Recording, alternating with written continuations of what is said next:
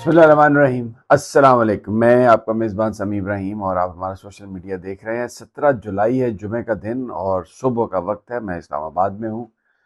موسم گرم ہے، ابھی بادل تھوڑے بہت ہیں لیکن لگ رہا ہے کہ دھوپ بڑی شدت سے نکلنے والی ہے۔ اگر ہم خبروں کے طرف توجہ ڈالتے ہیں، سیاسی منظرنامہ دیکھتے ہیں تو پاکستان میں ویسے تو حالات جوں کہ توں ہیں، جہاں جہاں ڈیڈ لاک تھا وہیں پر ہے، لیکن کچھ صورتحال، کچھ جو اقتصادی صورتحال ہے اس کے حوالے سے جو خبریں ہیں، پاکستان نے رپورٹڈلی یہ کہا جا رہا ہے کہ سعودی عرب سے $8 بلین کی قرضے کے لیے کہا ہے، اور اس میں بیسیکلی وہ یہ کہا ہے کہ جو اگلے ٹائم کے لیے جو تیل ہمیں مل رہا ہے اس کے پیسے ہم سے نہ لیے جائیں، اور 1% جو انٹرسٹ ہے وہ اس پہ پاکستان دینے کے لیے تیار ہے۔ اخباروں میں یہ دعویٰ ہے کہ یہ چیز جو ہے یہ مان لی جائے گی اور سعودی عرب یہ امداد دینے کے لیے تیار ہو جائے گا۔ ظاہر ہے ہماری اتنی فوج ہے وہاں پر، ہمارا ان کے ساتھ ڈیفنس پیکٹ بھی ہے، لیکن سوال یہ ہے کہ پیسے تو آپ لے رہے ہیں، سب کچھ یہ فیسلٹیز لے رہے ہیں، کیا عوام کو اس کا کوئی فائدہ ہو رہا ہے؟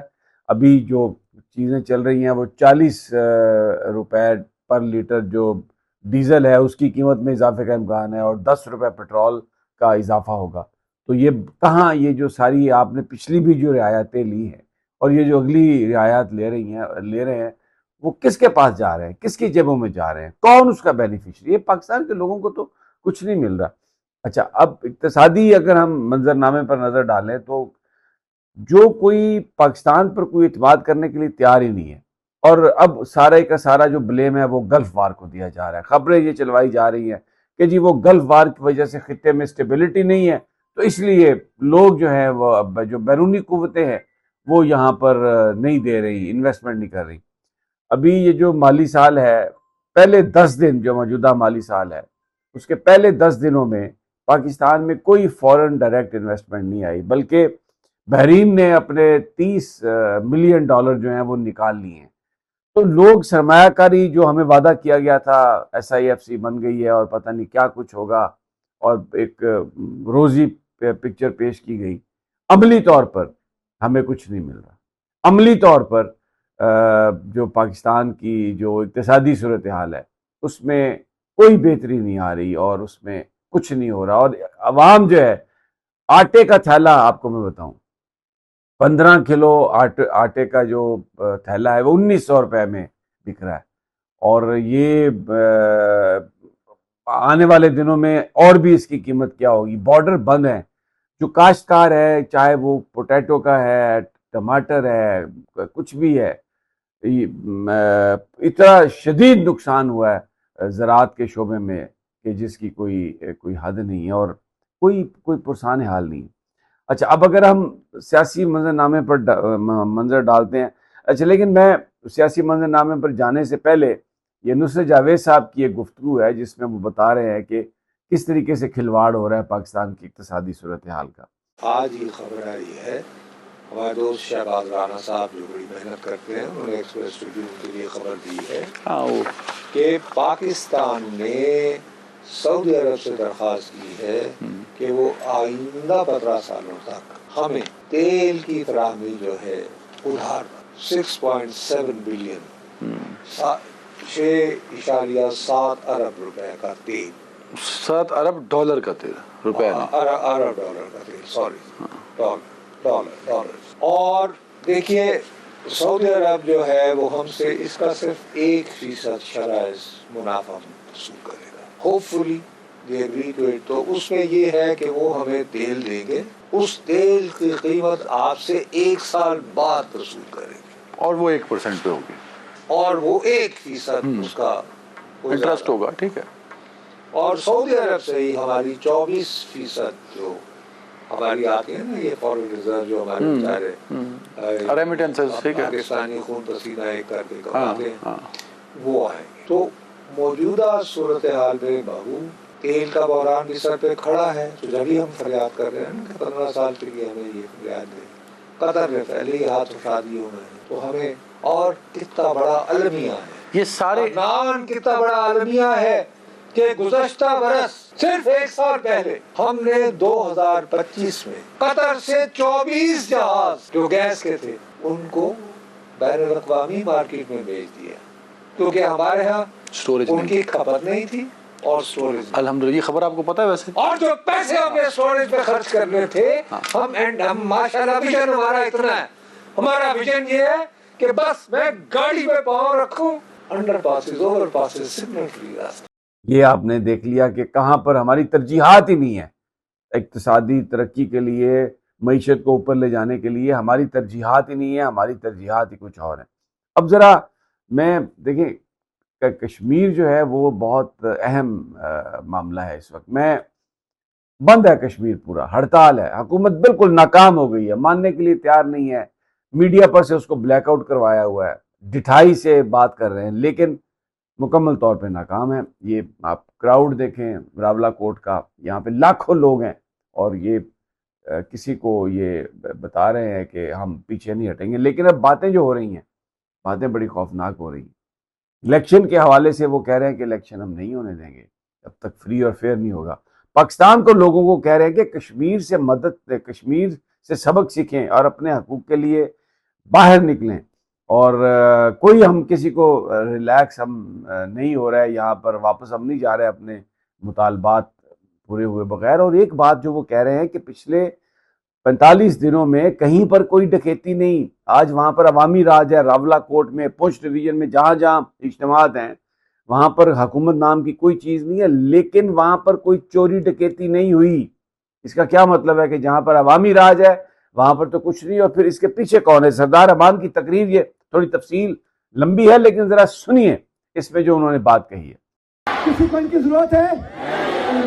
وہ جو باقی جو ہمارے لیڈر بنے ہوئے تھے، جن کو الیکشن بہت آیا ہوا ہے، یہاں سے نپٹنے دو، اس کے بعد تمہارے الیکشنوں کا بندوبست کریں گے۔ انتخابات کے لیے ہمارا واشگاف الفاظ میں یہ اعلان ہے کہ انتخابات اگر فری اینڈ فیئر انتخابات ہوں گے، کشمیری عوام کو ان کی پسند کی حکومت منتخب کرنے کا موقع دیا جائے گا تو انتخابات ہے، اگر نہیں دیا جائے گا تو کوئی انتخابات نہیں ہے، کوئی انتخابات نہیں ہے، کسی صورت انتخابات نہیں ہے۔ اور وہ جو ان سے پیچھے بیٹھے ہوئے ہیں، پتہ ہے وہ کیا خواب دیکھ رہے ہیں؟ پتہ ہے اتنے دنوں سے وہ کیا خواب دیکھ رہے ہیں؟ وہ 2019 کے اس پروگرام کو جو ہندوستان اور پاکستان نے مشترکہ طور پر تقسیم جموں کشمیر کے فارمولے پر کام کر رہے ہیں، اور وہ یہ سوچ رہے ہیں کہ مجھے آپ کو شکست دے کے کشمیر کو صفحہ ہستی سے مٹا دیں گے۔ ہم انہیں کہتے ہیں تمہارے خواب نہیں پورے ہو سکتے، کشمیر نہیں ختم ہو سکتا کسی صورت۔ اور وہ یہ خواب دیکھ رہے ہیں، ان قوتوں کو ہم یہ بتانا چاہتے ہیں، ان قوتوں کو ہم یہ بتانا چاہتے ہیں کہ جموں کشمیر ایک حقیقت ہے، اور حقیقت نہیں جھٹلائی جا سکتی، حقیقت نہیں جھٹلائی جا سکتی۔ تمہارے پاس ایک آپشن ہے، ایک آپشن، لوگوں کی رائے کا احترام کرو اور لوگوں کے مطالبات مانو، اس کے علاوہ تمہارے پاس کوئی آپشن نہیں۔ عوام تمہیں کوئی آپشن نہیں دیں گے، کوئی کسی قسم کا کوئی آپشن نہیں ہے، کوئی ریلیکس نہیں ہے، کوئی کسی قسم کے ہمارے سامنے ہماری طرف سے کوئی ریلیکس نہیں ہے۔ گولیاں ماری ہیں، کتنی ماری ہیں، کتنی ماری ہیں، سفید جھنڈے لہرائے ہوئے ہیں انہوں نے، بلوچ میں سفید جھنڈے، مافیا مان رہے ہیں، مسجدوں میں اعلان کر رہے ہیں، سفید جھنڈے ہیں، معافیا مانگ رہے ہیں۔ ہم نے تمہیں پہلے کہا تھا کہ معاملات جو ہیں یہ خوش اسلوبی سے حل کرو، معاملات جو ہیں لوگوں کی رائے کا احترام کرو، کہ اٹھ کے اپنے حقوق کے لیے اٹھ کے کھڑے ہو جاؤ، کھڑے ہو کر اپنی حکومتیں منتخب کرو، عوام کی حکومتیں منتخب کرو۔ دریک میں عوام کی حکومت ہے، راولا کوٹ میں اس وقت عوام کی حکومت ہے، کشمیر میں اس وقت عوام کی حکومت ہے، کوئی چوری نہیں ہوتی، کوئی ڈکیتی نہیں ہوتی۔ پتہ یہ چلتا ہے کہ اتنے 40 دنوں سے کوئی چوری نہیں ہوئی، کوئی ڈکیتی نہیں ہوئی، کسی قسم کی قتل و غارت نہیں ہوئی، کوئی دو نمبری نہیں ہوئی۔ اچھا، اب یہ انہوں نے، آپ نے لوگ دیکھے، یہ انہوں نے بات، ابھی میں آپ کو ایک اور کشمیری کی بات سناتا ہوں جو لندن کا رہنے والا تھا، اور وہ کوٹلی میں اس کے ساتھ جو ہوا، اس نے وہاں پر تھانوں میں جو نوجوان یہ جو مظاہرہ کرنے والے، احتجاج کرنے والے، جب ان کو پکڑ کے لایا جاتا ہے تو ان کے ساتھ کیا کیا جاتا ہے، وہ ساری گفتگو انہوں نے بڑی تفصیل سے کی ہے۔ ذرا یہ بات بھی آپ ذرا ان کی سنیں۔ بازار گیا شہید چوک میں جاتے ہوئے میں نے، جیسے کہ ہم یہاں انگلینڈ میں ہوتے ہیں، میں نے فوٹو لینے کی کوشش کی اور ویڈیو فلم بنائی، تاکہ میں نے پہلی بار زندگی میں اتنی دکانیں بند دیکھی۔ جب میں وہ فوٹو لے رہا تھا اس کا، تو مجھے جو رینجرز کا آدمی ہے اس نے پکڑ لیا پیچھے سے گلے سے اور اس نے مجھے بڑا زور سے دبوچا. تو مجھے احساس ہوا کہ یہ شاید میرے ساتھ کوئی زیادتی نہ کرے. تو پھر میں نے اپنا فون ان کو حوالے کر دیا. میں نے کہا جی آپ دیکھ لیں جو کچھ میں نے اس میں بنایا ہوا ہے یہ جو کچھ کیا. بہرحال یہ وہاں سے مجھے انہوں نے پکڑا. تو پھر مجھے انہوں نے وہ پولیس اسٹیشن لے کے گئے. جب میں پولیس اسٹیشن گیا وہاں پہ تقریباً 3 یا 4 لڑکے تھے جس کمرے میں قید تھا, جو کہ تھانے کے سامنے جو ان کا آفس ہے اس کے سامنے. پھر جب وقت گزرتا گیا تو لڑکے اور آتے گئے اور تقریباً جب میں رات کو تقریباً 2 بجے وہاں سے آیا تو اس ایک کمرے میں 120 بچے. ان کا طریقہ کار یہ تھا کہ باہر گیٹ پہ آتے, گیٹ بند کرتے, اور جب وہ تھانے کے گیٹ کے اندر آتے تو پھر ان کو مارنا شروع کیا جاتا. ان کو گالیاں دی جاتی, تمہاری ماں بہن فلانا ٹمکانا, کرو گے اس کے ساتھ, کرو گے غداروں وغیرہ, اس قسم کے ان کو باتیں کہی جاتی. پھر ان کو مارا جاتا, لاتیں ماری گئی, گونسے مارے گئے, ان کی تذلیل کی گئی. اب جناب کیا اس طریقے سے آپ سچویشن کو بہتر بنا سکتے ہیں؟ بالکل نہیں بہتر بنا سکتے. اور اگر یہ ساری چیزیں ابھی دیکھیں, اگست میں 5 اگست عمران خان کا گرفتاری کا دن ہے, اور پی ٹی آئی کے لوگ جو ہیں اس میں جو ورکرز ہیں وہ ہمیں بہت تیز نظر آ رہے ہیں. یہ پی ٹی آئی کی قیادت نے کوئی کام, کوئی احتجاج کیا یا نہیں کیا, یا جو 2 نمبری دکھائی ہے وہ دکھائی بھی صحیح, تو بھی جو ورکرز ہیں عوامی سطح پر یہ احتجاج اٹھنے والا ہے. اور اگر جو کشمیر میں ہو رہا ہے, اگر یہ پنجاب میں ہونے لگ گیا, پاکستان کے دوسرے حصوں میں یہ آگ پھیل گئی, احتجاج کی آگ, اور اپنے حقوق کے لیے اپنی عوامی حکومت, اور یہ جو پیچھے سے جیسے خواجہ آصف کہتے ہیں نا ہائیبرڈ نظام ہے, ہائیبرڈ نظام ہے, تو یہ ہائیبرڈ نظام جو ہے اس کو لوگوں نے ریجیکٹ کیا ہوا ہے, یہ قابل قبول نہیں ہے. تو اگر یہ چیز نکل گئی, آگے پھیل گئی, تو اس کا کیا نتیجہ ہوگا؟ اچھا, جانے سے پہلے میں آپ کو ہماری وزیر اعلیٰ کتنی انٹیلیجنٹ ہیں, کس طریقے سے بات کرتی ہیں, آپ کی ان کی ایک گفتگو سنوانا چاہتا ہوں. وہ کہتی ہیں کہ جناب وزیر اعظم کہ وہ کہتی ہیں کہ جناب لیپ ٹاپ فری دیے جائیں گے, اور پھر اگلے ہی فکرے میں کہتی ہیں کہ 15,000 روپے اس کی ڈاؤن پیمنٹ ہوگی. یہ ذرا سن لیں آپ. اس سال ہم اسٹوڈنٹس کو 1 لاکھ الیکٹرک بائکس دینے جا رہے ہیں فری. لڑکوں کو صرف ڈاؤن پیمنٹ 15,000 کرنی پڑے گی, اور اس کے بعد ان کی 2,000 مہینہ کے قریب قسط ہوگی. اختتام ایک اچھی چیز سے کرتا ہوں. اس کے باوجود کہ احتجاج ہو رہا ہے, اس کے باوجود کہ آپس میں بڑی اس وقت کدورتیں بھی ہیں, لیکن آپ یہ دیکھیں کہ جہاں جلسے ہو رہے ہیں, راولا کوٹ میں, دریک میں, عیدگاہ گراؤنڈ ہے, وہاں پر لوگ اپنی مدد آپ کے تحت جلسہ گاہ کی صفائیاں بھی کر رہے ہیں.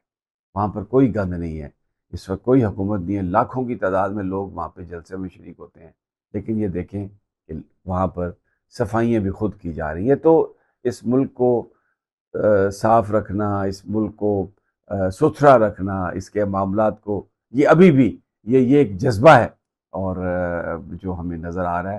تو اس اچھے ایک نکتے کے ساتھ میں اجازت, انشاءاللہ اگلی ویڈیو میں جلد ملاقات ہوگی. اللہ نگہبان.